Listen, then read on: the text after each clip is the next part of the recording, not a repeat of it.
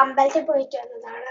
നന്നായിട്ട് തേച്ച് കാപ്പൊടിയൊക്കെ തേച്ചാൽ നിന്നിട്ട് കൺമിഷനും കളയാൻ എനിക്ക് സമയം കിട്ടിയില്ലായിരുന്നു കേട്ടോ. ഡ്രസ്സ് മാത്രം ഒന്ന് മാറി. പിന്നെ കൺമിഷൊക്കെ അതുപോലെ തന്നെ ഇരിപ്പുണ്ട് കേട്ടോ. അപ്പോഴാണെങ്കിൽ നമുക്ക് ഗെറ്റ് 100 കിട്ടും. ഹിമാലയയുടെ എപ്പോഴത്തെ പോലെ.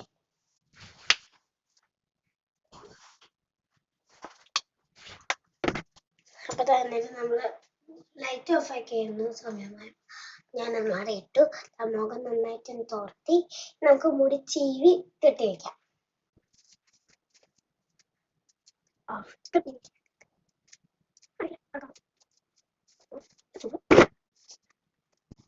മുടി കെട്ടി വെച്ച് കഴിഞ്ഞു. ഇപ്പോഴാട്ടോ എനിക്ക് നേരെ ശ്വാസം ഒന്നും വരുന്നത്.